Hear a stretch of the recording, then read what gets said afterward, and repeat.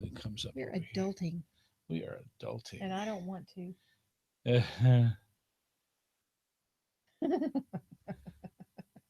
All right. All right. We're live. Yay. Which opposes to dead, and that's not as good. All right. Yes, we're starting a little early tonight, folks. How's it going? Welcome, welcome to the GeoSnippits Reboot Podcast patron pre-show. How you doing? I cracked myself up. Do you? Yeah. And why? Scroll down and you'll find out. Okay. Do I have to scroll down here? Let's see if I click on this. Okay. Uh, We're off to your neck of the woods in a few weeks, Florida. ah, You know, yeah. you're in the States. That's good. He said, Congrats. "Are the natives friendly?" I said, "Well, most. Watch the ones with the big teeth." Yeah, they bite. Just saying. uh, Actually, if you're going to Florida, most of them have false teeth. So I'm just saying. yeah. Um, those little snowbirds. Yep. But yeah, yeah, you should be good. Florida's Just nice. don't stick your hand in the holes in the ground. Yeah, be careful. Hmm. And if you're going to go geocaching, and they say that the geocache is hidden Florida style, that means something. Yes. And basically, what that means is the palm trees that are in Florida, the bark comes out like a leaf almost, and it's very pointy at the end.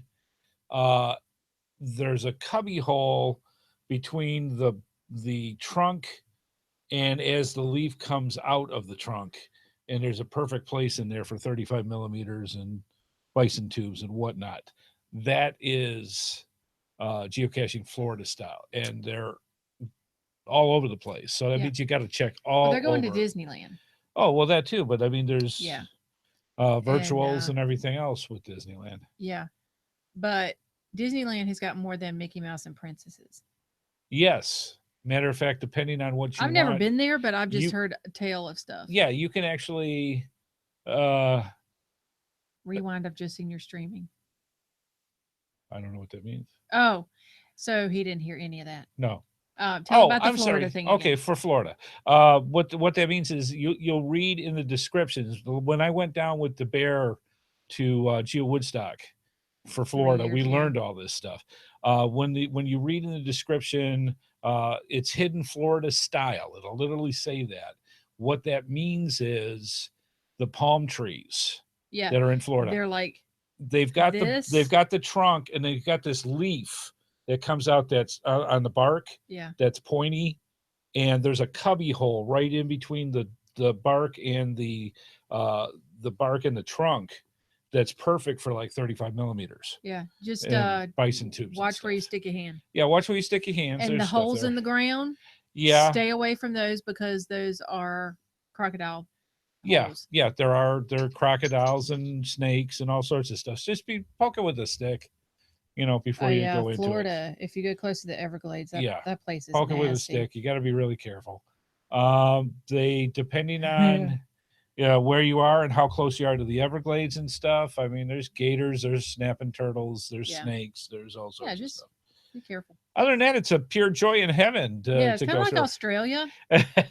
Kind of, really is. Yeah, but people have gotten in Florida, they have people who go out and pick up pythons Yeah, because people will get them for pets it's becoming an and then epidemic. realize what they've gotten later on. Yeah, they don't stay little. 3 feet or two Yeah, feet or they whatever. get ginormous 9 feet or 12 feet. human killing machines. Yep. So, and then they'll just release them out into the wild. Right. So, Really? And they have well, no natural predators there. well, they got the gators, but Yeah, it's but a come fight on. between the gator who eats who. The gator or the python? Right. Come They've had on. pythons that have eaten gators and gators that eat pythons. So Yeah. it's one of those things. But it is becoming an epidemic in the glades, the Everglades. So yeah, just be careful.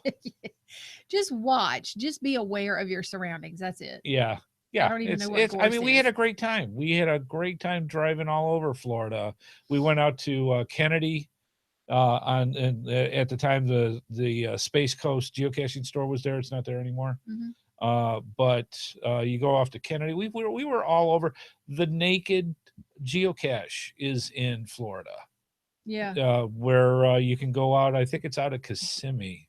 Is it? Or Kissimmee, however you want to pronounce it. It's Kissimmee. Yeah, and there From what I've is heard. a geocache known as the Naked Geocache, and yeah, it's DeBear and I went when we did that, and That's a little scary. little scary. No, what's scary is when we went, we knew somebody else was already there before us, and so you go this long walk down this field.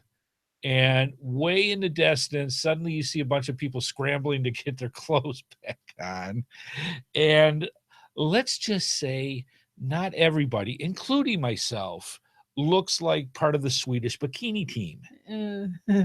Actually, the farthest from the truth of that. So, including myself. So, we're sitting there going until they were done. And then we went. And I think I actually took a picture because I was wearing shorts. Yeah. And I lifted up my pants and took a picture of my legs and by the geocache and all the rest of that. And went that way, took my shoes and socks off. Yeah. And did that. But as we were leaving, we sit there and saw somebody going, "Hey, thanks for coming." And he was buck naked. Naked as a jaybird. Yeah. He was without apparel. And so, hi. No, don't get up. That's fine. Thanks. Stay where you're at. Stay where you're at. Yeah. Yeah.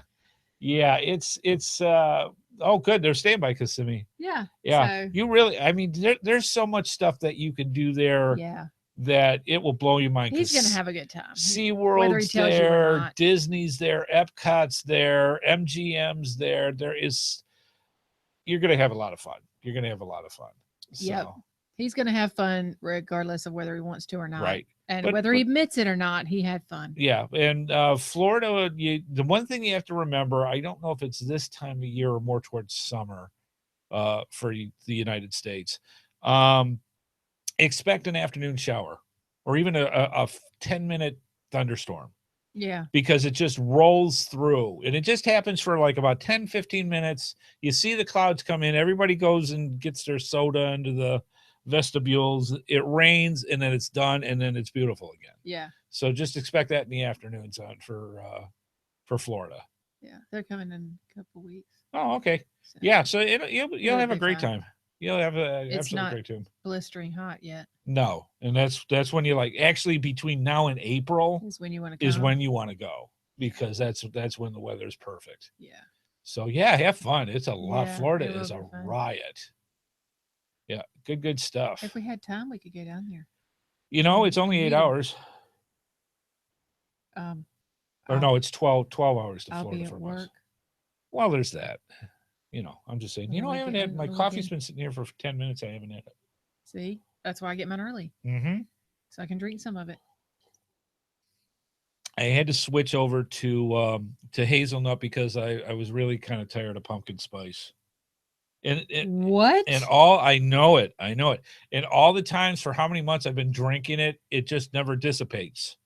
It must multiply in the Keurig carrier. Yeah. Because there's always pumpkin spice. And that's because I don't drink it. You get the whole box. So I'm just saying. So yeah, we're doing hazelnut. So we hope you're having a good time out there. Of course, the tattoo trackables. Actually, we've seen some. There's probably not as prolific just going down there, right? Just for the theme parks, but there might be a couple. You never know. Especially at that. Yeah, not too hot. It really shouldn't be. At that one cache, you might be able to see the naked one. You might see more tattoo than you want. I'm just saying. So, anyways, I just did a flashback. Not pretty. Glad I kind of missed that. Yeah, it was a fun experience. It really was. I was here. Yeah, but to go see Kennedy, Cape Canaveral, that is awesome. The one thing that you realize as you're driving towards Cape Canaveral is you're part of the Everglades, and you're part of everything is swamp on the left side and the right side. You look down in the ditches next to it, and you get lots of gators, lots of turtles. And I never knew at the time that Cape Canaveral, where they send up the rockets and everything, is one of the largest animal habitats in the States. And you just look everywhere, and there is critters. I mean, it's awesome. So I remember driving there years ago, and I'm in this little rental car, and you're driving and you're driving and you're driving, and it's like, my luck, I'm going to get a flat tire and then get eaten by an alligator. So that's planning right there. Because there's a lot between the towns. There's a whole lot of swamp. Yeah. So and just people saying. will get them in their creeks behind their houses, and they have to call people to come get them, and that type of thing. Yeah. Same thing with the pythons and the snakes. So just saying. I was at home. I was here taking care of his daughter. Yes. All part of the fun. We had a good time. Yeah, because I remember we did the show. DeBear actually did the show with us here. Yes, he did. He spent the night. Neither one of us could sleep. We just excited. Took off like 3 a.m. and just left. And then I actually produced that show in Florida because I took my computer with me and got it out that way. So all part of the fun. Yeah, good time. But yeah, the thing that everybody's talking about now, if you're in the States, especially if you're in the mid to eastern states, is it's a 4-letter word. Cover your child's ears. Snow. Yeah. Okay. Seriously, it is going to last that long. For us. Yeah, because it's going to come in, flurry a little bit, and then be too warm to even hit the ground. So. Yeah. Because even the forecasters right now go, we haven't got a freaking clue what's going to happen. There's a billion things that could happen to cause anything. But they've still got the temperatures in the 40s that day. Yeah. So they're actually saying most of the stuff that's going to happen is Saturday night into Sunday morning. Yeah. Because the low is going to be like 27. It's not. So I got to go to work Sunday morning. So everybody and their brother is saying is talking about the snow, and I'm sorry, I can't help but blame Amy. See, I knew this was going to happen. I have to blame her. I knew this was going to happen. Yeah. See what happens. The last time we were supposed to have a big snowstorm, I actually, after 10 years, bought a snow shovel. We had a bag of ice melt, put it on the front porch, thoroughly expecting on using it the next day. We got nothing. I mean, a sprinkling of snow. And so I thought, aha, I am protecting us in our area of winter snowfall because I kept my shovel and my ice melt on my porch, much to the chagrin of said wife. Okay, it's 70 degrees outside. I think we can put it away. Okay, so she says it's in the shed in the backyard. It's not like we got to go 12 miles to get it. It's symbolic. It's symbolic on the front porch. So March 1st, she says, all right, enough's enough. It's got to go in the shed. And I went, all right. No, you didn't. He fought me for a week over it. And then he puts it away a week later. Don't let him fool you. Yeah. And then what happens? Now we got a forecast with snow. Yeah. So I'm just saying, I blame Amy. Yeah. It's not going to do much. Yeah. Yeah. It's that's how it goes. You're not going to be able to just sweep it away. I hope so, because the shovel's going to be buried in the shit. It's not buried.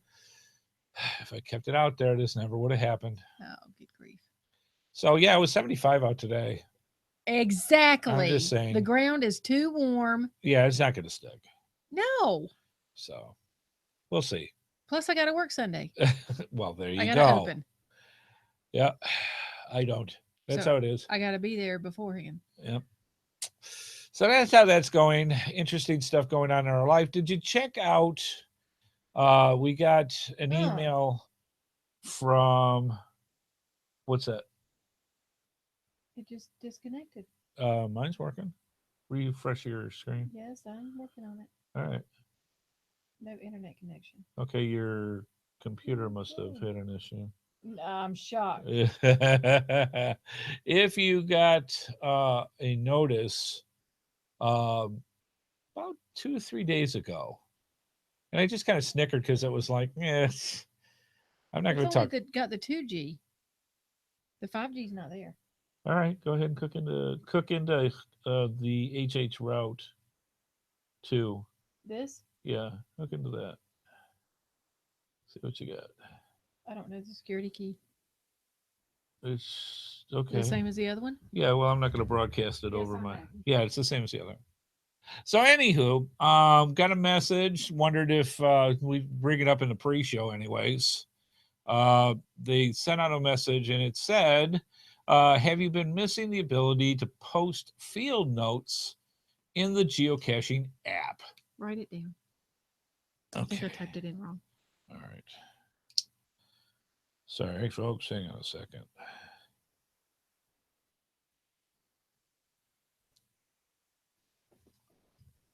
Oh, capitals? Just those two. Okay. So, anyways, it says include Have you been missing out on the ability to post field notes in the geocaching app? Your wait is over in introducing drafts. And it says, let's see, you can now start writing your log in the field on the geocaching app, then finish it later in the app or on geocaching.com. This feature was formerly known as field notes in the classic. Thanks to your feedback, when we've been able to improve and expand the draft logging experience, we're excited to let premium members know about it first. And let's see, it says keep an eye out in the iTunes and Google Play stores for the 5.0 app update. The drafts update was submitted to stores and should be hitting your phone at any moment now. And they go on for there. So now they have a thing called drafts. And can you hand me my phone? I'm just kind of curious to see what it looks like. That code was not right. Okay. So I logged into the other one. All right. So um they have now, with the geocaching app, that's the only one you can really use now. They have now caught up with what, well, in my humble opinion, just about every other geocaching app out there that already has field notes. So it's good to see that they're making progress, but I really don't, if this is something that should have been put into the geocaching app a zillion years ago, and they're just now getting it in, and it's like, it's difficult for me personally to sit there and go all rah-rah over something like this. Let's see, where do they have it? Okay. I do not know why. You might have to boot your computer. Oh, then it's going to do an update. Well, that's part of what might go on. So I'm just saying, there's. All right. Mine may not have updated yet because I don't see it. Well, I'm sorry you're not happy. Activity, geocache. No, I don't have my update yet. So I'm just saying. So that's that. So yeah, so drafts are coming soon for the geocaching app. And it's like, yeah, it's great. It's about time, in my humble opinion, that they finally got it in here. And now there's only about 40 other features that should be in there as well. And I hope it doesn't take as long to get those in. Would it be here? Let's see. I don't. I think it would be individually with a particular any geocache that's in there. And somewhere around there should be something that says drafts that allows you to put in. What does it say here? Oh, there you go. Because I'm looking at the actual one here on our website. So it's actually, if you got it uh, under Found It, there's a little Oh. switch down there that you can turn on for draft for your notes. So hit Found It, Uh-huh. and then I don't know if that has to go away. Yeah, you don't have the update either. So under Found It, it'll have a section in there where you can go in and turn on drafts and put in your field notes and go that way. All right. So it's a good thing to know. But as far as I personally am concerned, it's a long time coming. Something that I think they should have probably put in a long, long time ago. But that's me. What are your thoughts? We're kind of curious about that. I'm curious if people are, now that the classic geocaching app is gone. If not, it's going to be sometime this month, I think. Do you use it? Do you use the geocaching app? And the one thing I have to admit that I did appreciate that it didn't have before and it does now. And what happened is we were out at a state park a couple weeks ago, and we were hiking, and it was very nice to be able to turn on. They do have the ability to turn on trails now. Yeah, that is nice. That was sweet because we were in the park. None of the other apps were pulling up the actual trails that were in the park. And the geocaching app actually had a trails feature now. You click on that, and sure enough, all the trails that were in the park, and it made it a lot easier, one, to navigate the trails, because then you could just mark and watch, where you were going and go that way. But it was also nice to see the correlation between the trail and where the geocaches were, because all we looked at was this great expanse. And yeah, the geocache is over here. Great. What does that mean? So turning on the trail function and actually seeing the trails that it goes as you walk through, very nice feature, I have to admit. Yeah, it was just a large green space. That was all it showed. I'm like, this is not helpful. Yeah. So, but the trails, that was nice. The trails were really, so that was sweet. If you haven't checked it out, check it out, because a lot of the times you go into just about any kind of park, that's large enough, they'll have a trail system. And sometimes you don't always have the map. Yeah. So it's nice to be. In that case, we didn't. Right, which we didn't. And it was just very nice to see, okay, we need to turn right here at this fork and left at that one, and go out to find the geocache. Yeah. So very, very cool when it came with that. Yeah, neat stuff. I'm trying to think anything else that's interesting that's going on. Should we tell them your news? Not right now. Let's wait till we get all the other stuff in. Okay. We're happy.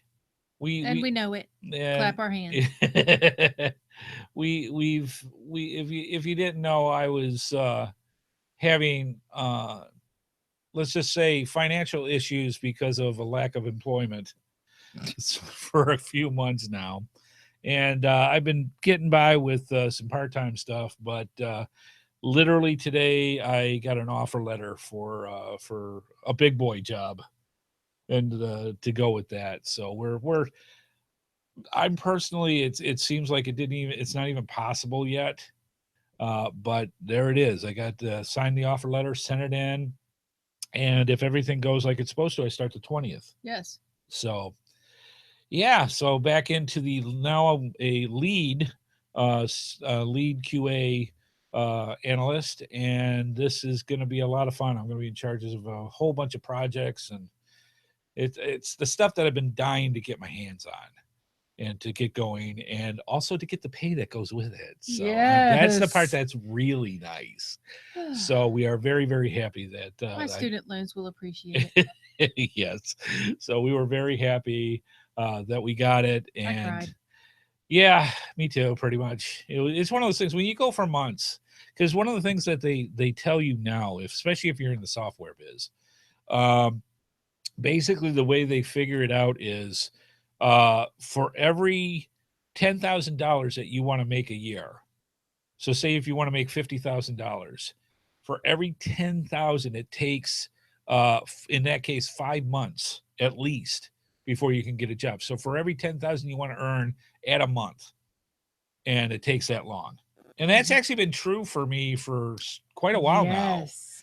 So, when you get up into the range that you want to be, it doesn't make you feel any better no, knowing that. yeah. But this time it didn't take as long. Thank you, by the way, for the congrats. So this one now just we took can half of that. go adult again. Yes, and actually eat, which is good. And it wasn't that bad. We were good. We were fine. But it was enough where you have to really budget and work things out. It's the difference now between wanting to have the second job, right, and having to have it. Yes, and that's a big difference. That's a big difference. Yeah. So yeah, we're very excited. So I start the 20th, and we will go from there. That'll be a lot of fun. So yeah, other stuff going on. I haven't heard too much more out of geocaching.com. Oh, I was curious with the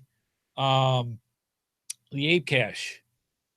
We haven't heard the results yet of who's doing what with the ape cache, but we'll see. It's going to be. I'm interested to find out. Well, yeah. And last night when we were going through talking on the geocaching podcast, and we were talking about our bucket list. So before you take the eternal dirt nap, what kind of geocaches would you like to find? And there was a lot of stuff that we talked about that pertained to that. Okay, apparently they said soon, like in a week or so. A week or so? Yeah. Yeah, because even Chad is letting go a little bit when it comes to, he went to Brazil, and to be able to have it active again, people are going to want to go there. Yes, they are. And we were also talking how difficult it is for the United States to get a Giga. We have never had a Giga event in the United States. You go to Europe, you go to Germany and say, we're going to have beer. Come on along. They get 10,000 people. Yeah. Well, I mean. And away you go.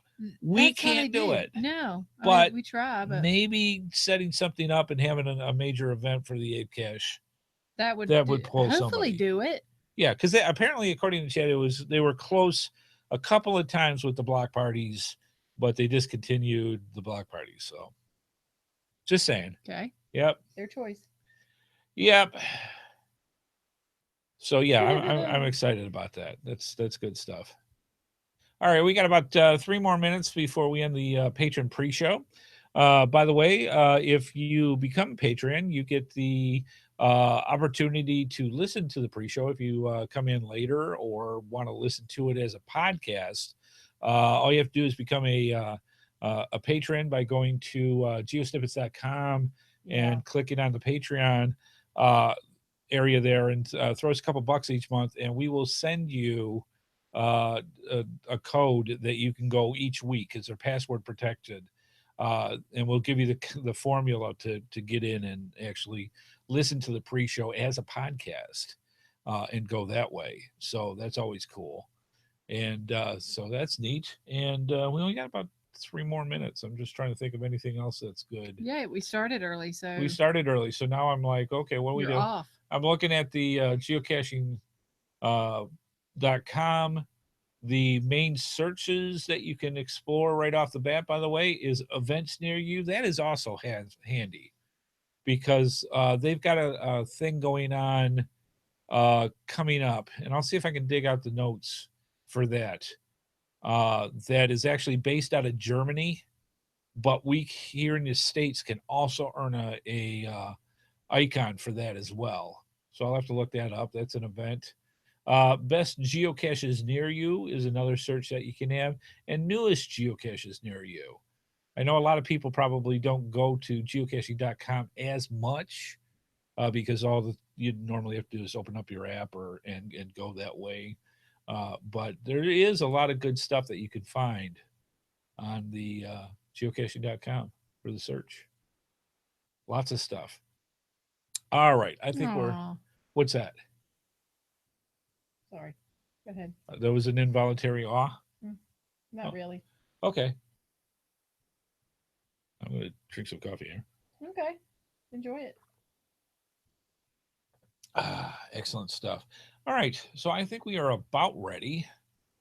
Let's see. Make sure we're recording. Everything's set. I think we're all ready to go. Are you ready to go? Mhm. I'm ready to go. Let's do doing this. my thing. All right, folks. Sit back, relax, get your favorite libation, your favorite snack. The GeoSnippits Reboot Podcast is coming at you right about now.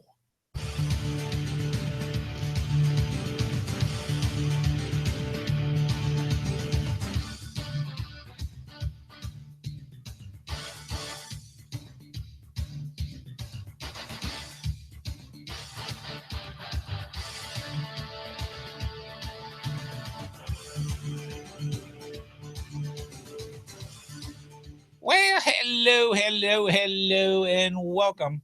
Welcome to the GeoSnippits Reboot Podcast. I'm your host, Andy HeadHardHat Smith, and I am here with the wonderful, the delightful, the Turtle Fest. I'm looking at her t-shirt. Wife Amy. How's it going? Fine. I was looking through this cross-stitch book today. Were you? Yes. And were you finding something of which to cross-stitch? Yes. Anything in Some particular? Things. Things. Yes, and I also found a little wooden frame that holds it in place. Very nice, which means we're going to Michael's in the not too distant future so she can get her stuff. So, yes, excellent. It is March 9th, 2017. On the next hour or so, both co-host Amy, the HeadHardHatress, and I will bring you some interesting information and tidbits about the game, the sport, yes, the obsession, known as geocaching. All right, so interesting stuff. We've been gone 2 weeks. Sorry about not being here last week. Let's just say I have learned a new definition about heavily medicated. I'm just saying. He was very drugged. I had a couple of issues. They're getting better. I'm fine, that kind of fun stuff. But I had to take these medications to help me with said issues, and they took me to Na-Na land. So yeah, that was one of those things.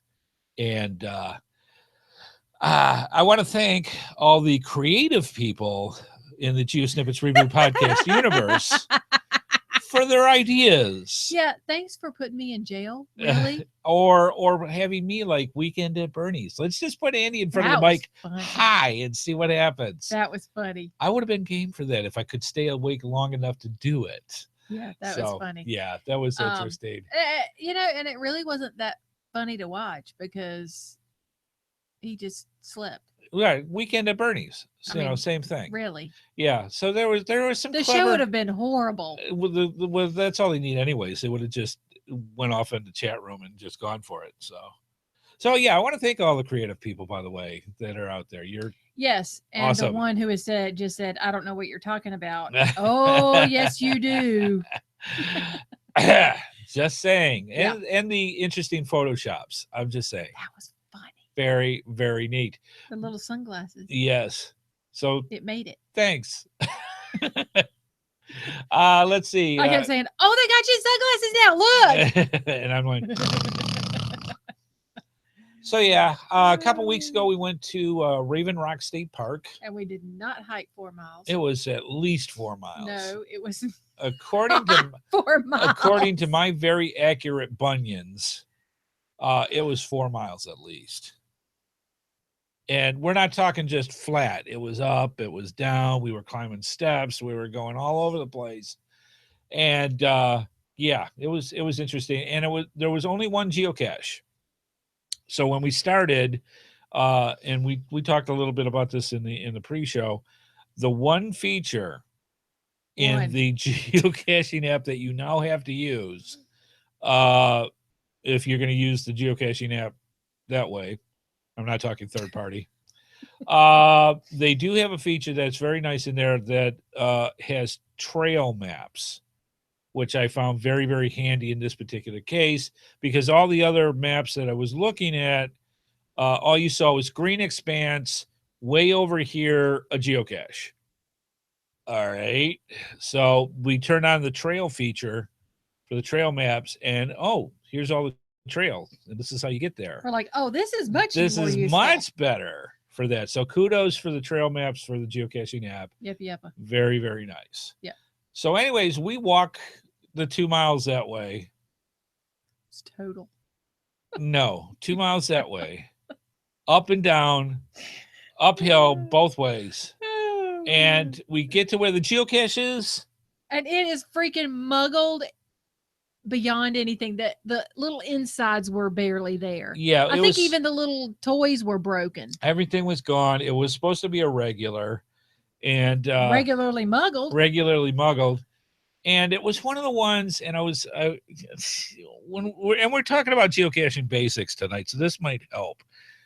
When you have a trail, even if you are 2 miles out into this trail, putting the geocache behind a tree that is directly next to the trail, not wise. Don't think people aren't going to find it and muggle it because they are. Because the kids are like, oh, what's this? Yeah, because we passed a bunch of people back and forth as we were walking the trail. So it's not like, oh, nobody ever goes here, whatever. They'll never find it. Right next to the trail. So not wise. Put it off the beaten path of ways so that people don't find it. And we walked all that way. It was the only geocache. We thought, what a great day to do a hike. It was one of those springtime 80-degree days kind of thing, and off we went. And muggled. I couldn't even go back to get another container to put it out because it was 2 miles out. So anyways, that's what we ended up doing. Yeah, I was so disappointed, but I mean, it was so nice out, and the trail was really nice. Yeah, the trail was beautiful. It's gorgeous. Things are just the leaves are just starting to pop and all the rest of that. So that's how that went.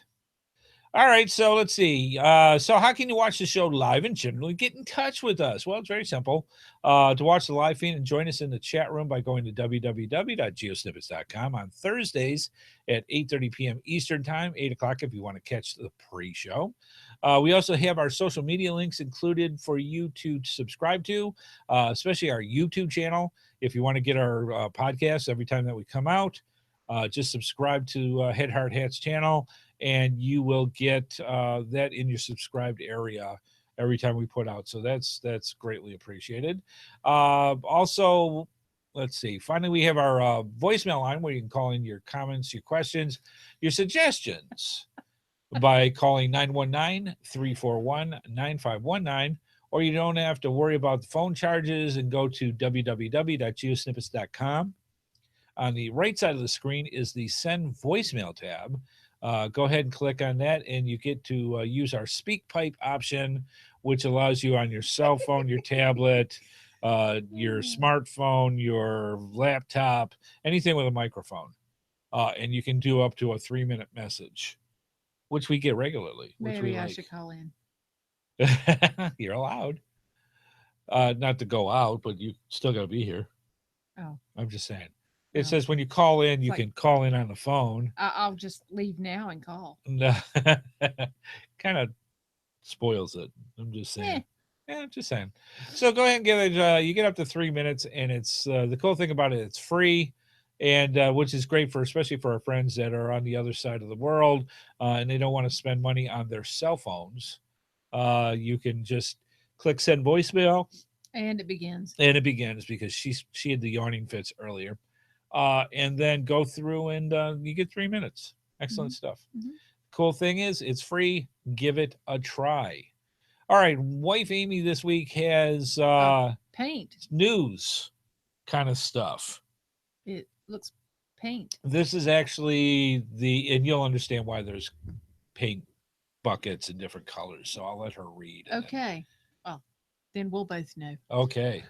Next week, you may notice our newsletter looking a little different.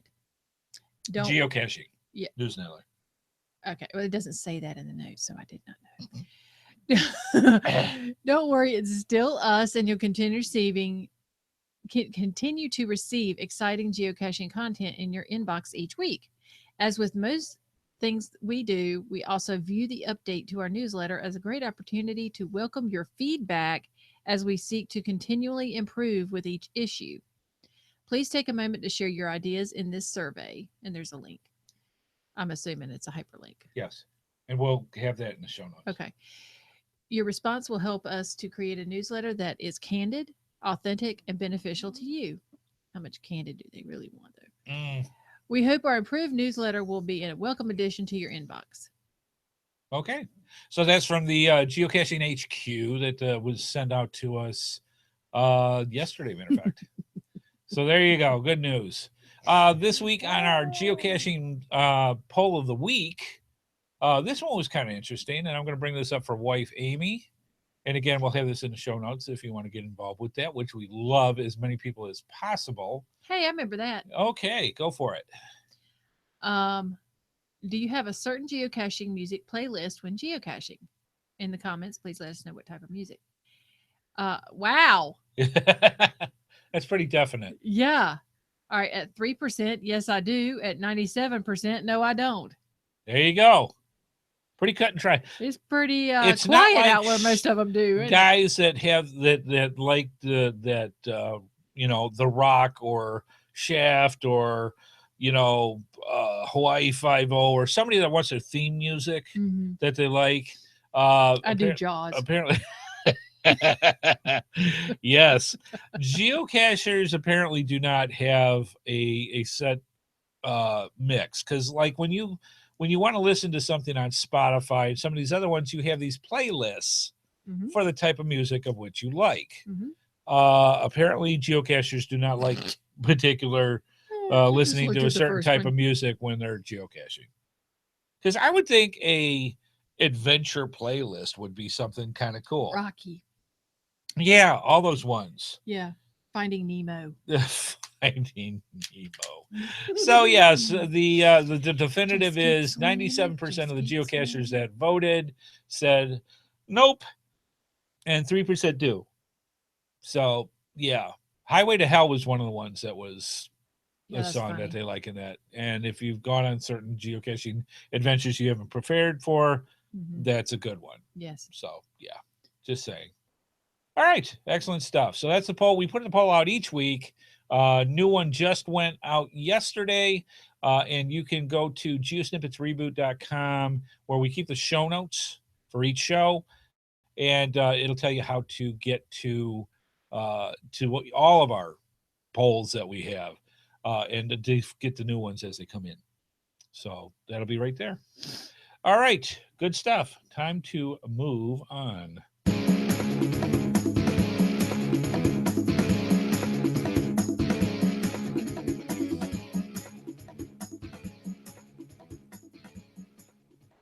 Tonight's episode is brought to you in part by gxproxy.com and gxproxy.eu for our friends in Europe, for cachers serious about leaving their mark. And also by coinsandpins.com, the best place to get custom coins, geocoins, lapel pins, and patches made. Go through our GeoSnippets links and use the promo code HeadHardHat for a 10% discount. And FYI for our listeners, you can sign up for their newsletter to get notified of when new coins and patches are available for sale. We're also very thankful to all of our sponsors, and if you want to see more of their products, please be sure to go to our GeoSnippets websites and simply click on their logos. Not only do you get great deals, but it helps our program as well. Absolutely, and we got a beauty tonight. See, that's why he didn't show me this. For our cash stash, which you're going to definitely want to check out. But yes, I did see that one. It comes from our wonderful sponsors, including coinsandpins.com. And yeah, it's going to be a good one. Just saying. You're going to want to know about this. So, all right, let's start off. We've got, we're going to do a transition right here because it says do a transition. Okay. And then we'll do it right here. Number 2. There we go.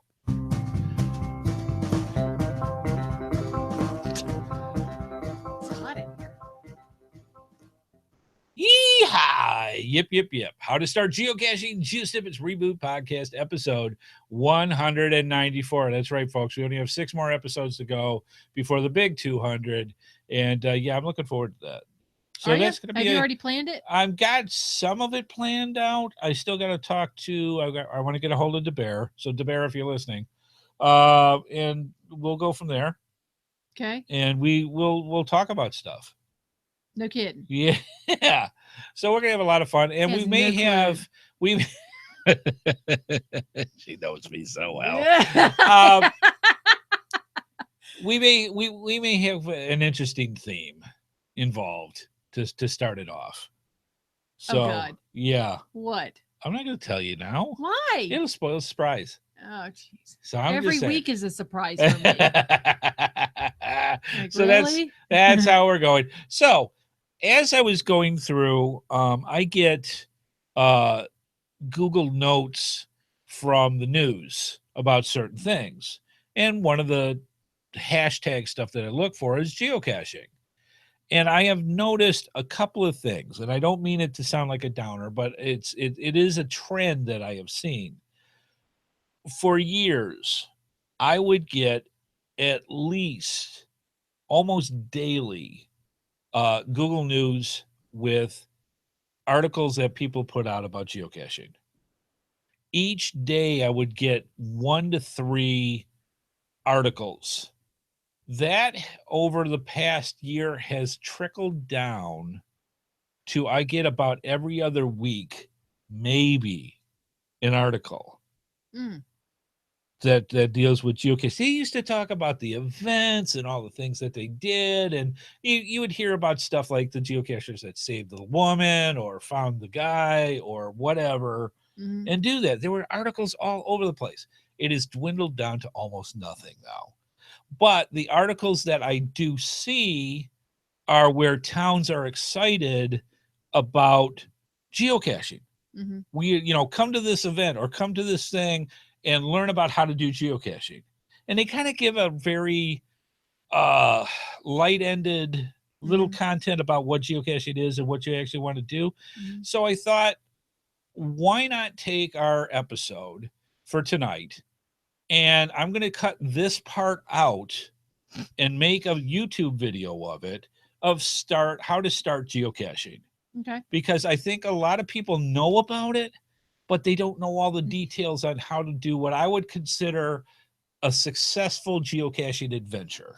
And one thing that I do want to do where we work is to do something with geocaching. Yeah. I mean, it's a great thing. Either build a geocache or do geocaching 101. Yeah. Or something like that. But if you build it, obviously it's going to come. And if you got a spot to put it, even that would be a great thing that everybody can get involved. Yes. Yeah. And I would love to have it on the premises. Yeah. So that's something that I have been. Yeah, because we scoped out that area before. Yes, and I have actually talked to the HR lady about it. See, that's all it takes. That's all it takes. I'm like, so yeah. And you will find the people that actually go out there. Yeah. And you get the VW Tims and the guys that WV Tim, sorry Tim. And the guys that he's not a Volkswagen. He's not a Volkswagen. He's a wolf. He's a wolf. You get the guys that do the grand events and the ones that get involved for the community. So they do an event every year for the community, and the community gets involved with it, and away it goes. Those are great things, and it only takes one person to get out there and get the spark going. So what I wanted to do with this episode is give the spark for people that have maybe heard about geocaching but don't know exactly what it is or what it entails. Yeah. Because I think the perception a lot of people have nowadays, as opposed to years ago, you look at your app, you go find where X marks the spot, and away you go. Right. And then it's not at where X marks the spot. They get frustrated and they don't know what to do next. There's not enough information to keep the interest. Well, I'd love to do something for the kids. That too. For families, because it is a family Absolutely thing. It is. And you get kids excited about it, then You know. That's a good thing. So we're going to do that tonight. Tonight's basically a basic course, basically.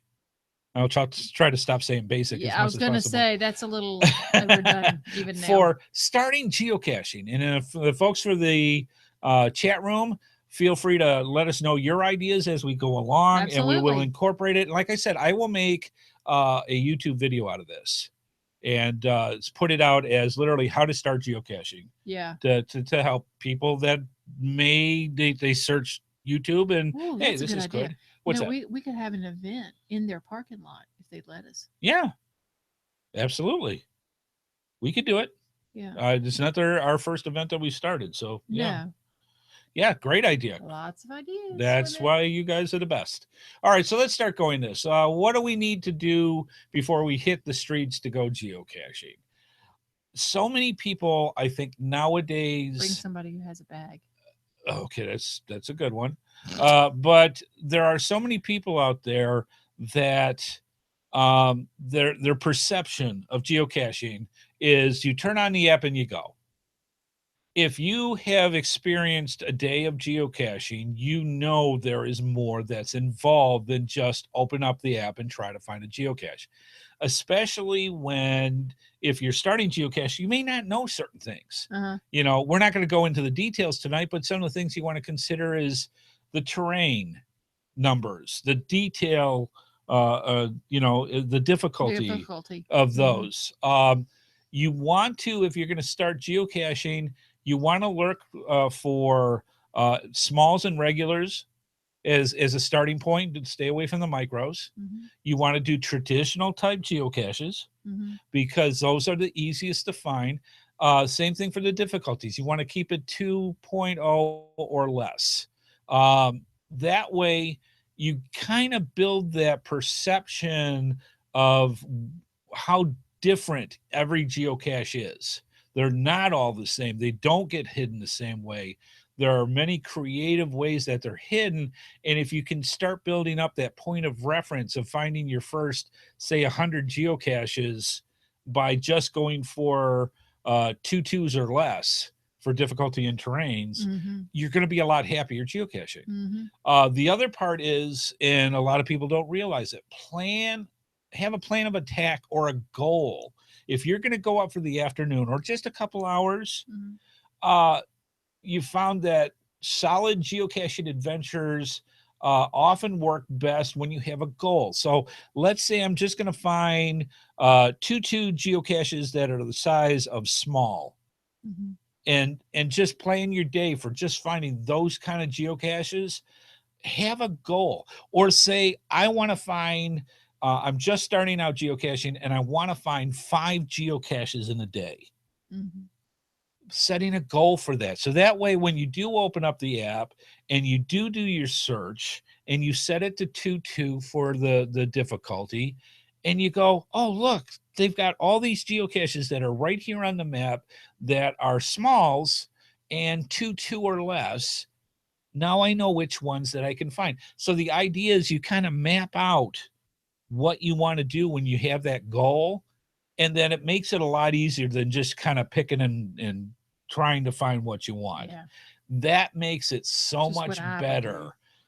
When you get better at geocaching, then you might want to say, okay, let's do a micro hunt, or let's go looking for a mystery cache, and then start getting an adventure. But if you don't do the basics first, you're just going to frustrate yourself. And when you start with the other geocaching types like puzzle caches or mystery caches, things like that, go right back to the basics. Look for the 2s and regular size. A lot of them don't actually show size. You'll get a size of other, but get small size or regular size if you can. And if you keep it at 2, you're going to have a much easier time solving the puzzle and figuring it out than just trying to jump into it and not realizing what you're hitting and just guessing. So have that plan of attack or a goal. It makes your geocaching day a whole lot better. And if you got kids that you're bringing along, go for those larges, go for those regulars, because a lot of those have swag in them, and that's what kids love to trade. But don't forget yours that you put in. Yes. So have everybody have their swag bag so that they can trade stuff up. and your kids will love it. I guarantee they will love. They ammo boxes are their friend. They love ammo boxes. So just helpful hints for stuff like that. Uh, Places to get out, place to get our geocaches for the day. There are other listings than geocaching.com. I actually went through. It's been a little while since I've gone through these, but these are some that you might want to check out, and this will be in our show notes. There is opencaching.us, which is open caching's been around for a long time. They have a lot of geocaches in there, and there are actually for different countries. There's open caching dot for one for Denmark and Germany, and there's quite a few different countries that have their own listing site just for those countries. Might want to check them out. They don't affiliate with geocaching.com, so you might have some that are there that are not where geocaching.com has it. Check them out. They're geocaches to find, just like anything else.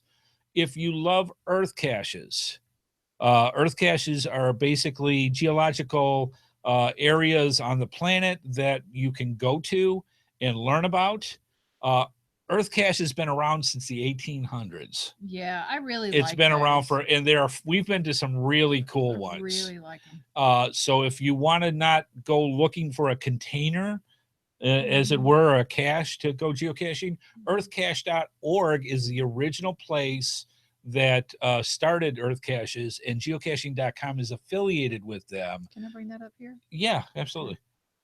So it's an excellent thing for people to go around and learn about earth science, and it's beautiful. It's great for kids. It's great for adults, and you would not believe the stuff that you'll see when it goes to that.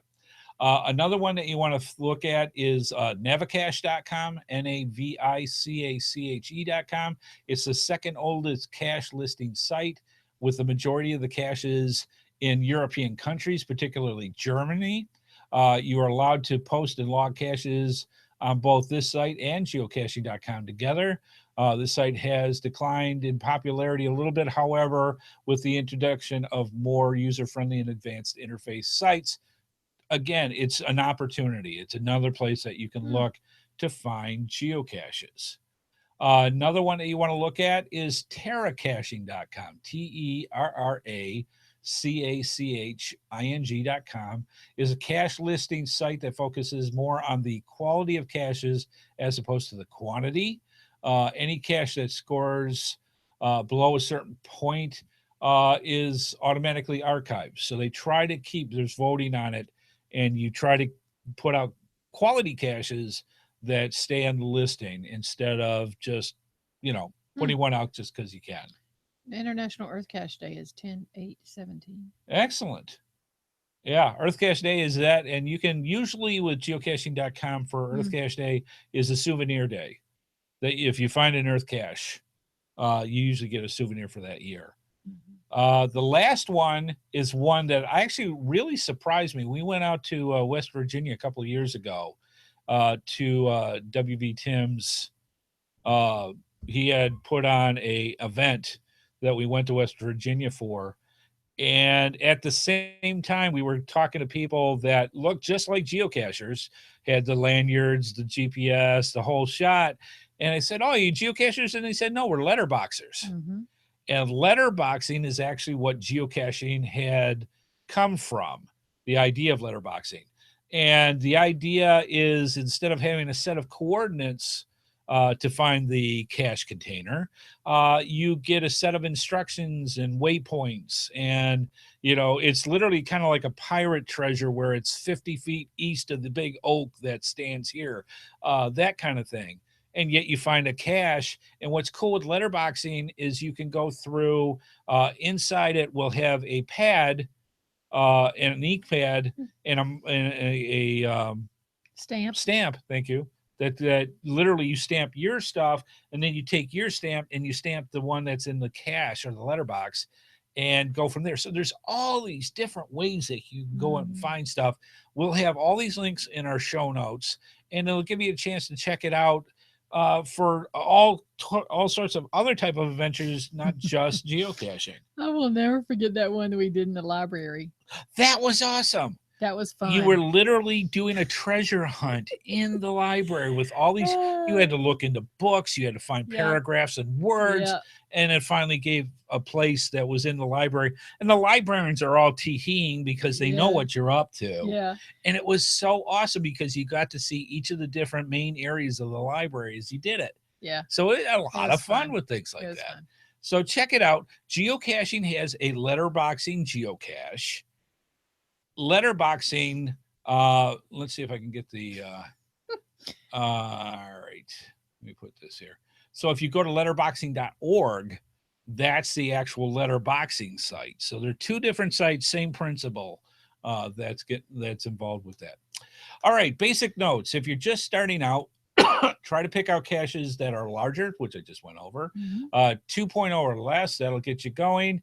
When you search for geocaches on geocaching.com, there's a checkbox at the bottom of the results page called Highlight Beginner Caches, which does exactly that. Ones that they feel are made specifically for beginners will be yellow when you click on that. And you can go through the list and check out which ones, when you're planning your plan for the ones that you want to find that day. That's a great great way to do it. It outlines the caches recommended for beginners. It takes a while to get used to finding caches, something we refer to as geosense. And these caches will be easier to find and give you a chance to sharpen your geosense without getting overly frustrated. Basically, what geosense is, if you know Spider-Man, he talks about his spider sense.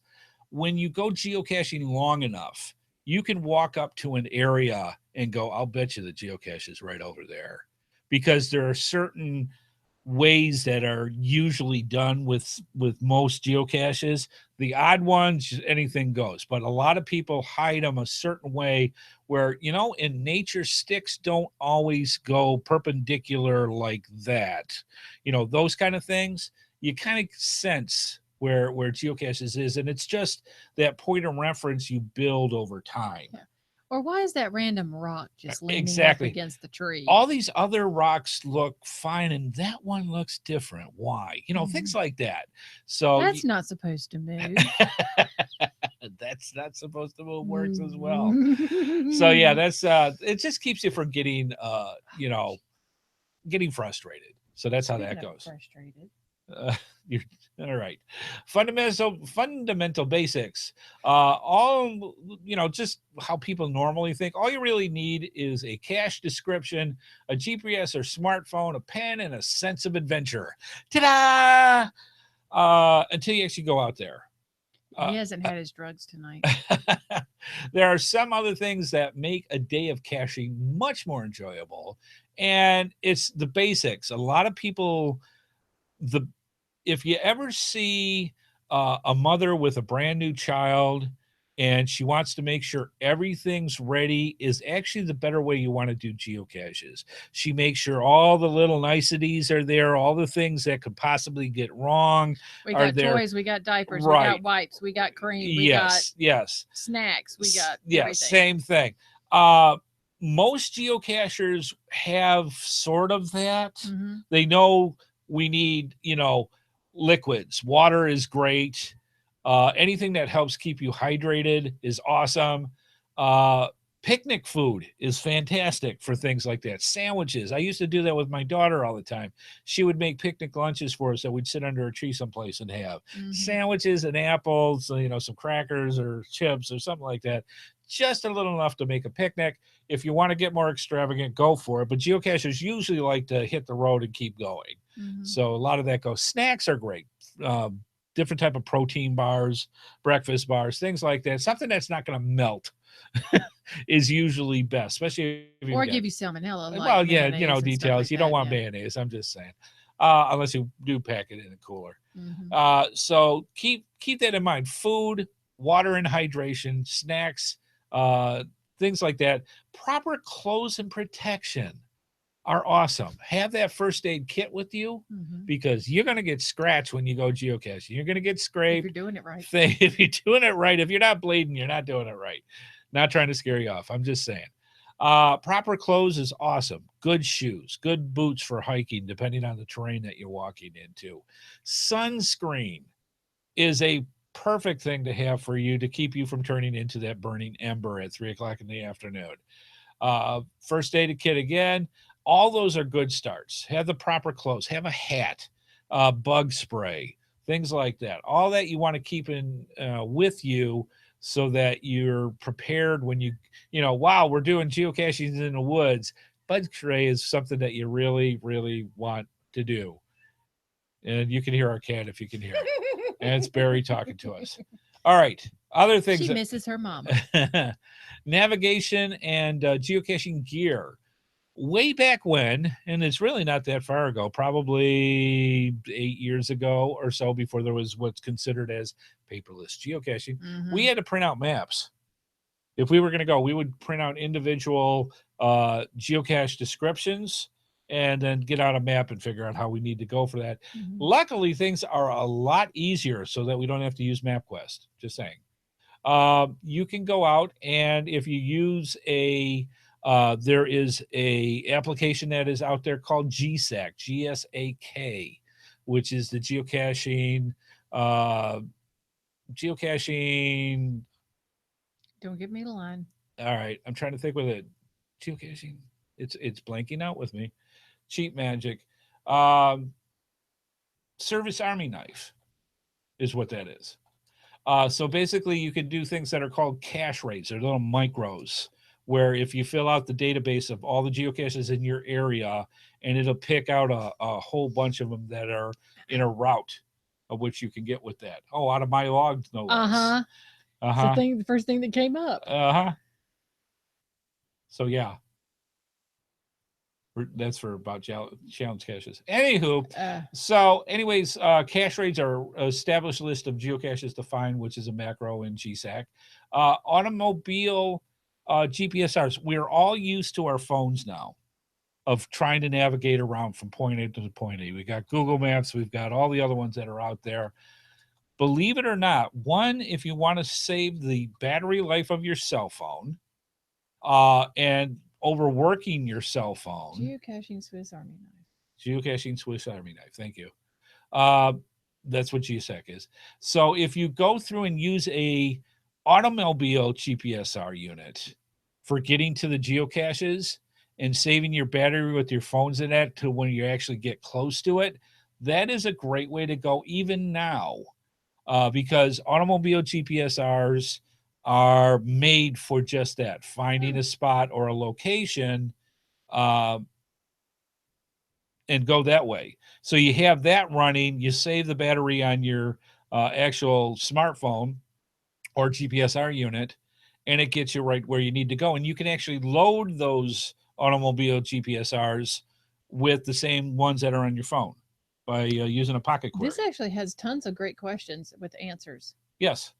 For GSAK. GSAK.net. Yeah, absolutely. I highly recommend it. If you are really into geocaching, GSAK is an amazing tool to sort through anything you want to do about geocaches. Oh, and apparently it doesn't work on Mac machines. Correct. It's literally a PC. Yes.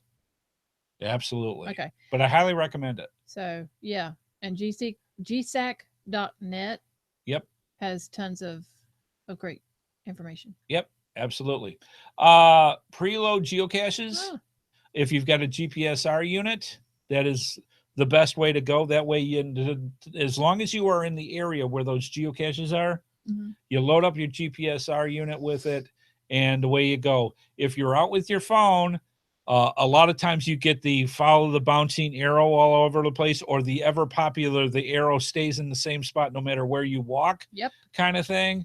Having a GPSR unit. I love it when it tells me I'm close, and then I walk straight to where it says it is, and then it says, "Oh no, I'm sorry, you're still 100 feet away." Yes. Really? Yeah. GPSR units have a heavier antenna, better signal, and are made for being outdoors to go and find geocaches. Cellular phones are great if you're doing park and grabs, but if you get any foliage above you, forget it. It cuts down the reception. It makes finding your geocache sometimes almost impossible. Well, mine keeps restarting itself, so whatever, it could be. That could happen. Okay. Preload it's routes. Just mine though. All right. Thank you. I'm not bitter or anything. preloaded. Talking on the phone. r- There we go. Hate it. We're trying to do a thing Yeah, I know, here. but I just hate it. All right. Well noted. Preload routes is another thing. If you're going from one town to the next, if you're going from one state to the next, is awesome because you can go through and say, this is the route I'm taking, and it'll show you what's on there. And every geocache that's a half mile from that highway or a half mile from wherever you're going, or a mile, whatever you want to put it for a distance, it will do that. It will show all of them. It'll make a pocket query for those, and you just load them into your automobile.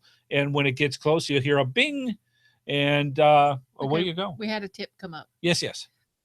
Offline map that aren't related to my cell phone. Right. Offline maps are important for non-cell phone areas. Yes. So if you have a cell phone and you lose your connectivity with the great satellite above, you can do offline maps in any of the real major geocaching apps. And what happens is you save the pocket query for the area that you are in, that you know that you may not have cellular connectivity. You save those geocaches in there. When you lose that and you're actually in the spot, you go to your offline maps and there's your geocaches. They're right there. It works the same. So you're still able to find them. Offline maps are awesome for places like that if you're going out in dead zones. So yeah, great suggestion. Let's see. Getting the information into your GPSR units, there's different techniques that you can do it. You can load them by hand. You can load them through the geocaching.com website. You can load them through most of the apps that are on smartphones now. You have to make the pocket query first. Mm-hmm. And for the area you're going, and when you go into the app and look into it, it'll give you the choices of which pocket queries you want to load, and it will load up that way. Already talked about GSAC, and you can do drag and drop pocket queries or GPX files on newer GPSR units. So there's tons of ways to get information for you, and I don't want to overload everybody too much with it. It's just showing you options, ways to get the geocaches that you want to go to and go from there. Speaking of Waze. Yes. Waze and Cachly for navigation. Apparently, some people feel that they're much more updated and they interact together. Yes. I know for a fact for Waze. Now, Waze is owned by Google. Cachly is an app that's only on the iOS right now. We're hoping he's trying to get it right now to get it on the Android. But right now it's just on iOS.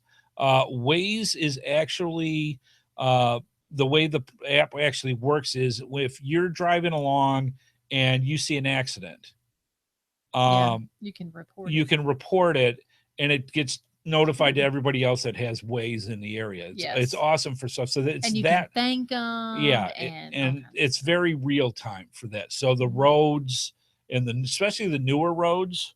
Yeah, all show up on that. So that's a good way. It'll also tell you how to get. My ears ringing.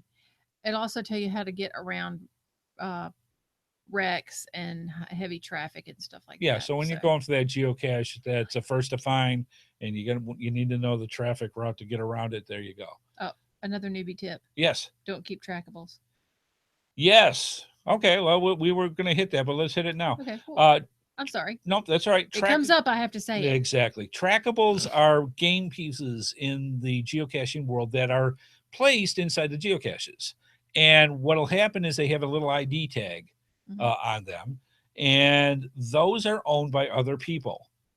Somebody went and bought this, put it out to see how these go from cache to cache to cache, usually with some kind of goal to achieve.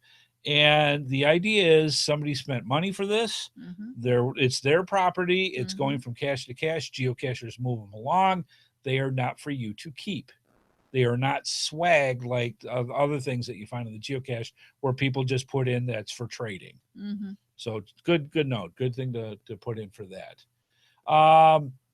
Let's see. I think we went through most of this stuff. So when you become a premium member, you get options for pocket queries. And this whole thing opens up a whole world of you finding different kind of geocaches wherever you want to go. So the first, I would say the paid price of a premium membership is worth it just to get the pocket query so that you can load your GPSR unit with easily with different geocaches in the area, or your smartphones or your iPad or whatever they work on. All right, good stuff. Anything you need? Oh my gosh. All right. Okay. Now this is funny. What number should new cachers call you for advice in the field? You can call 555 123 4567. Seriously, if you've got a question, and this is awesome, this is actually that's a very good point. I have no problem, and I love answering questions because I get them all the time. Send an email to headhardhat@gmail.com and ask your geocaching questions. I'd be glad. If you are friends with him on Facebook or anything else, I probably wouldn't try that first. I have trouble getting in touch with him on Facebook, but yeah, send him an email. He'll get it. Yep. All right. Another basic note. Your GPS will tell you the direction of a cache as the crow flies. So when you're here and you see the straight line that says this is where the geocache is, that's as the crow flies. It does not mean, however, the roads and trails and things that you need to follow when you go. So to navigate your cache, you have a couple of choices. Some handheld GPS do have routing, or you can use your car navigation system. That's the best way to get you to close to where the geocache is. Or resort to, yes, ladies and gentlemen, they do still have them, old-fashioned road maps sometimes if you need to. One of the things that you also want to know for a basic is finding a parking spot. This is a judgment call by the navigator or the driver. Getting closest to the geocache is preferable, but going a straight line to the geocache may not be the best way. And please, don't park illegally. Life's about choices, but I wouldn't suggest it. But it's right over there. Yeah, you can't park on a highway or interstate to get to it. I would find a better place. There's other places. Yeah.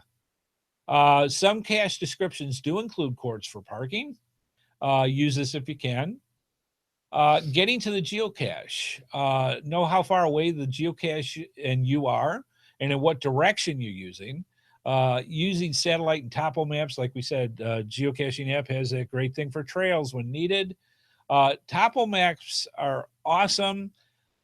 You get a choice of several, usually in any of the smartphone apps, because knowing the difference on a topo map, if the geocache is on this side of the river or that side of the river or this side of the pond or that side of the pond, really cuts down on the walking time. And swimming. Or swimming, however it goes for that. So it's I usually look at it and go, been a great walk. Look for trailhead and best ways to get to the geocache. It is very popularly known that geocachers usually blaze a trail to get to wherever the geocache is and then find the actual trail once there, how to get back. Every time I do it. I'm just saying. Let's cut through these briars. That looks good. Yeah. So just be careful with things like that. Do not physically damage the plants or landscaping when getting to the geocache.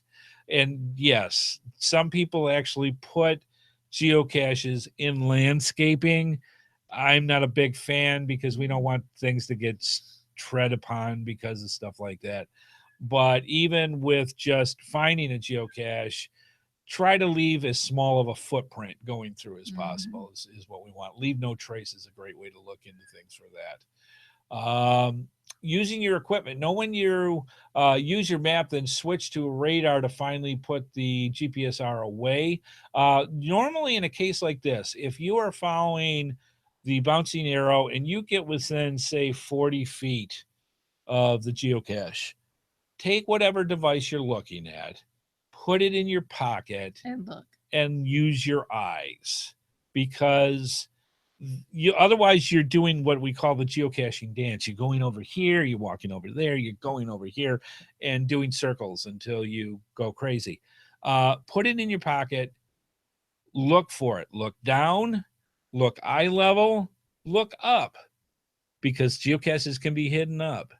Look for the geocaches that way. It's going to save you, because hints don't always tell you exactly what you need. Yeah, the geo dance. Yes. That's funny. The other thing that you want to definitely do before you go into the trail system or down the street in an urban area, mark where your car is, because it is very easy in the woods. It is very easy in urban settings where everything starts looking the same. And it's like, was it that street? Was it that street? Where am I parked?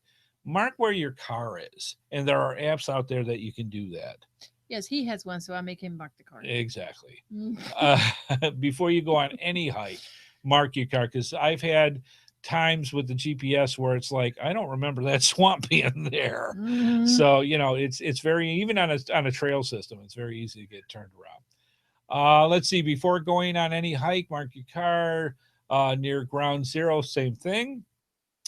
Pitch your GPS away and use your geosenses. Let's see. I think that's pretty much it on those. Mhm. All right. Basic note. HeadHardHat's rule number 1, poke it with a stick, especially for our friends that are heading down there to Florida. We all use hiking sticks or hiking poles in one sense or another. If you don't have one, find one while you're out on your hiking adventure. Always, always, always, always, always, before sticking your hand in any unseen area, always poke the area with a stick first. You don't know what's in there. You don't want to get bit. It doesn't have to be venomous, but many of my friends have been bit that way where it was venomous. Nobody wants to get bit by anything. Animals like to hide in holes where geocaches tend to be hidden, and sometimes underneath the caches themselves. You like ammo boxes. Ammo boxes are made of metal. Ammo boxes get warmed by the sun. Snakes love to go underneath ammo boxes to keep warm. Things like that. Always move the boxes and move the things first with a stick so that you don't get bit. And again, it doesn't have to, it's no fun either if it's venomous or not.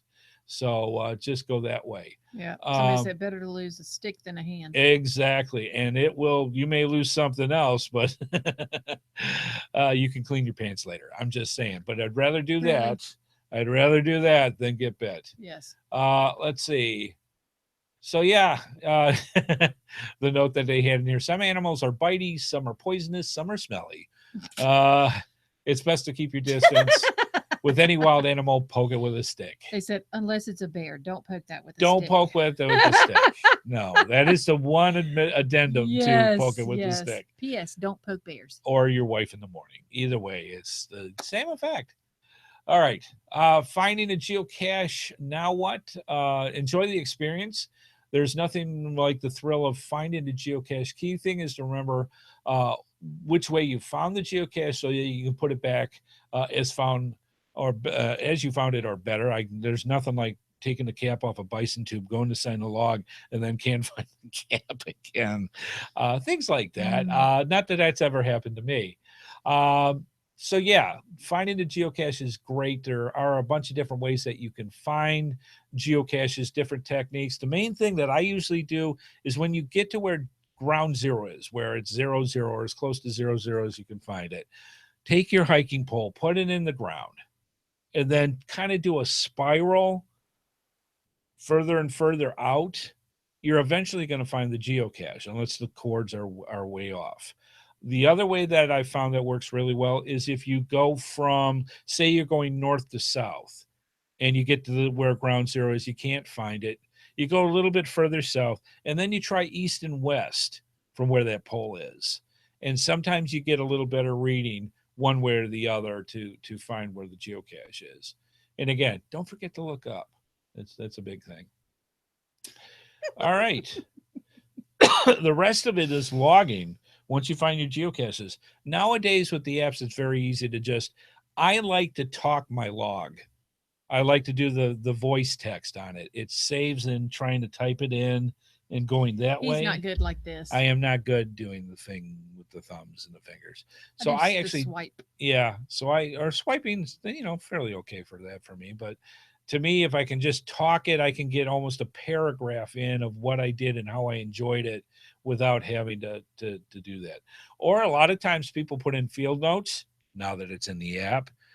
You can put your notes of what you liked about it and then go back and take that information and put it into Copy the and log. paste. But the best thing is don't just, TFTC I hate that. or found it or some other clever not type saying. Tell some adventure. Tell how you appreciate it. Tell what it took They for went to a finding it. lot of trouble to do this. So Exactly. make Yeah. it worth it. Also, logging your travelers you found for the day. Same thing. There's a bunch of different ways now that makes it a whole lot easier logging Yeah. your travel bugs and coins and such. And then call it a day. Yeah, if you do the field notes, you can log your caches later. Yes, exactly. If you're going for numbers. Right. And you can just go and keep going. And then you can then boilerplate write. some and put a Yeah. couple little unique Yeah. things about it and then go from there. Yeah. So excellent stuff. So yeah, that's how you're going. I know we ran a little long with this, but I thought it was necessary for help people that want to start geocaching and get a better understanding of what you need to prepare to actually go out and have a great day doing that. And this will get you on your way. So excellent stuff. All right. Good things. Hope you enjoyed that. And we're going to move on to our next segment. Here we go.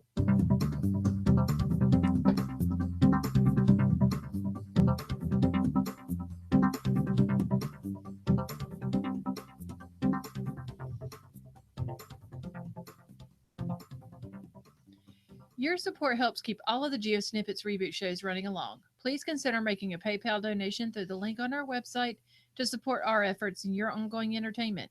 From all of us at GeoSnippets, we thank you. Absolutely. We also have our Patreon program that we have going. All you have to do is go to geosnippets.com or geosnippetsreboot.com where we have our show notes. Click on the Patreon. If you can send us a couple of bucks each month, it costs money to do the program. And quite frankly, we need all the help we can get.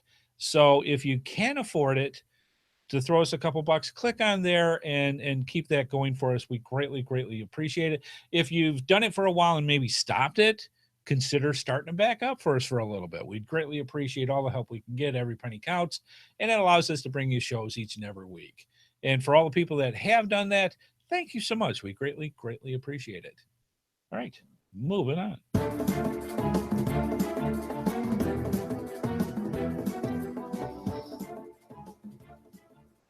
All right. It is time for the geocaching cash stash. And the way this works is we have companies all around the world that deal with geocaching. And quite frankly, they want you to know about their products. So they send us these little packages of love that we go through and turn into prizes and give them to you each week. And I know it's been 2 weeks, but for episode 193, wife Amy, what was the prize? They're telling me I'm going to the dark side because I'm going to iPhone. Okay, from coinsandpins.com, the 300 Hides Geo Achievement Set. That is not the Geo Achievement Set. Yes, then we need to change that. Hang on, it's there. Uh-huh. Aha! Aha! All right, there it is. Geocoin and pin set. We love these from coinsandpins.com. They are great. And this one is for 300 hides, actually, for that. All right. The question was, wife Amy. All right. Within the GeoSnippits Reboot Podcast logo, what color is the word reboot? Oh. And the answer is blue. It is blue indeed. All right. So this is how this works. For the people that sent in their answers for that, I'm going to bring this up here, hopefully. All right. And I need to find for 193. So let me bring this up here. Wife Amy's going to flip the coin. All right, there we go. So we have all this for episode 193. These are all the emails. And then I also have, as I bring this up, a random number generator that has a number between 1 and the total number of emails that we received. And I'm going to run this, run this through. Okay, there we go. So say, for example, the random number that I have on here is 4. It is not 4. But if Wife Amy flipped the coin and it was heads, we will count down the list of emails from the top 1, 2, 3, 4, and that would be our winner. If she does tails, we'll count up from the bottom 4, and that will be the winner. Adds a little bit of spontaneity and chance for the winner. So, Wife Amy, are we going heads down or tails up? It was heads. Okay, that makes it easier. All right. And the winner is, we got to double check with that with our logbook.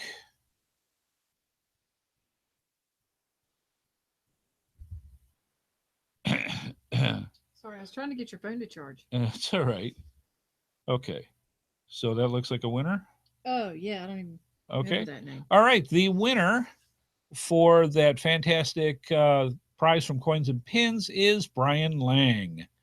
Brian Lang, congratulations. Hey, Brian, do us a favor, if you would, send to GeoSnippits at gmail.com. And I'm sorry, GS Reboot. It's been 2 weeks. GS Reboot at gmail.com. And send us your address. And just put winner of episode 193. And we will get this out to you as soon as possible. And matter of fact, all our prizes will be going out in the next week or so. So we'll make sure that all that is set up for you fine folks. So congratulations to Brian Lang for the winner of this week's show. So you may say to yourself, well, wait a minute. I want to be able to win this. They gave away cool stuff. They just gave away a geocoin and a pin set. How cool is that? That's just the tip of the iceberg that we give away each and every week. So to be eligible to win a prize from the Cash Stash, all you have to do for this week's show, episode 194, you have until March 15th, that's next Wednesday, and you email to gsreboot@gmail.com. In the subject line, you put Q1, episode 194. The Q1's very important, and so is the episode number, because that's how we tell from 1 week to the next. So gsreboot@gmail.com, subject Q1 at episode 194. All correct answers will be put in a drawing. Some weeks for the people in the live chat room, we'll have a second prize, which we'll do very shortly. We do one at least once a month, so we will be doing that very, very soon. Oh, geez. Oh, my gosh. Excusez-moi, s'il vous plaît. So sorry about that. It was the coffee. I blame the coffee. All right. Whatever. So let's move on to the question for the fine folks for episode 194. And Wife Amy, what is the prize? All right. It's from coinsandpins.com. It is the Time Zone Geocoin, which, by the way, is currently out of stock. Right. So if you didn't already, when we first talked about this about a month ago, get on the bandwagon and go on to Coins and Pins and pick one up for yourself. They are out of stock, but we have one right here. This is called the Time Zone Geocoin. It's functional. It's gorgeous. It is elaborate. It is a huge, if I might say, honkin' size geocoin, and it's amazingly cool. So this is a keeper, folks. You're going to want to win this one if you like your geocoins. So there you go. We pried it out of Wife Amy's hands and where she hid it in her drawer. And then,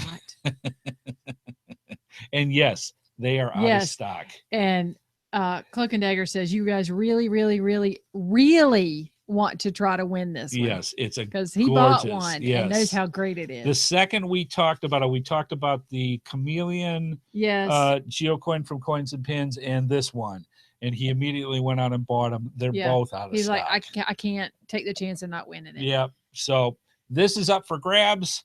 So this is what you do. See, this is why InfoFerret can't be in the chat room. gsreboot@gmail.com. Get it in by this Wednesday. Just make sure that you have subject Q1 and 194 and the correct answer. Oh, by the way, Wife Amy, why don't you tell them what the question is? Yes, that would be good so they can answer it. Yes. What geocache size is defined as this? Think shoebox. If you could fit a pair of shoes inside, you're golden. Example, Ergo, an ammo box. an ammo box. So what geocache What size is size is that? right is defined as this? Think shoebox. If you could fit a pair of shoes inside, you're golden. Ergo, an ammo box size. What size actual geocache is that? Get your answers into us by Wednesday. And next week, somebody, if I can hide this well enough for wife Amy not to find it, is going to win it. Just saying.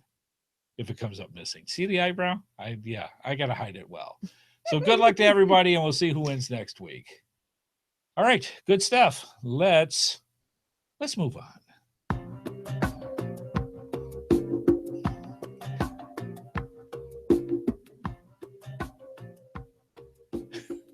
See? Can't do anything with her. No, and I can't answer that, honestly. I'm not sure. But yes, it actually does. It's just done manually. She asked if it adapts to daylight savings time. So I would imagine it does, unless you're in that part of Indiana that it doesn't do it. So I'm just saying. Or on that one mountaintop in New Zealand that doesn't do anything. Right. Yeah, Mount Doom. So the hobbits just don't deal with daylight savings. No, they really don't do that. Yeah, no. Yeah, neither's Xena, she's like, forget it. I'm not the heck with this. that. I'm just, medieval. Anyways, and in leather. But I'm digressing. Yes, quickly. So anyways, we hope you enjoyed the show. We hope you liked the segment on basics for starting geocaching. And we hope that for geocachers that are soon to be, that they get information out of this so that they can go out and enjoy the game, sport, and obsession that we love so much. All right. Let us know what you think about this episode. Send your comments into us. We need feedback. We need from you fine folks to ask Amy fun questions. Appropriate fun questions. And that was for Info Ferret. Anything that is geocaching or maybe not geocaching related. I'm just saying, we'll use it. Let us know your milestones, things that are going on in your lives, whatever works. Send it to us. We'll talk about it on the show. And hopefully we'll make Amy feel uncomfortable about it. So I'm just saying. No, you will not make me feel uncomfortable. Please consider becoming a patron and a contributing factor to the GeoSnippits Reboot Podcast universe. And finally, tell other geocachers when you go to events or you go to and meet up with other geocachers, especially ones that are new, go to them and say, hey, have you ever heard of the GeoSnippits Reboot Podcast? They're great. They talk about all sorts of cool things that geocachers need to know that the other podcasts, they don't do that as much. So I'm just saying, let them know so that they come in and find all the weirdness that you guys know about already. So thank you so much. Tell other geocachers. All right, Miss Amy, I'll let you close us out. All right. Want to thank our sponsors, gxproxy.com and coinsandpins.com, plus our amazing patrons. Want to thank Andy HeadHardHat Smith, and thanks to everyone watching and our chat room. Please Absolutely. Keep those comments coming in, y'all. Yep. Have a great one, folks. We love it. And a special thanks to wife Amy and all the giggling and snorting and things that she does all show long, and being the matriarch of the chat room. She's she's up there when it comes to geocaches, and being the first lady of geocaching. It's very, it's what she does. So thanks to wife Amy for all that she does. All right, good stuff coming on. If you've got show ideas, please send them in to us. We love talking about geocaching stuff that you want to know about. We've been doing this now for 4 years. We are in our 5th season of GeoSnippets, coming up to our 200 show. And that's a lot of content. So if you come up with different things that you feel that either we've never touched or have touched and need to talk about again, let us know. Send it to gsreboot@gmail.com. We'd love to hear from you. We love your ideas because it's your show. So let us know. We greatly, greatly appreciate it. All right, folks. Well, thank you for stopping on by. We will see you out on the trails. Have a good one. Have a safe one. Watch out for the United States and the snowstorm coming up for this week, because it's not going to be cats and dogs are living together. Total chaos. I'm just saying. Be careful out there. All right, folks. Have a good one, and we'll see you next week on the GeoSnippits Reboot Podcast. Once I push this button right here.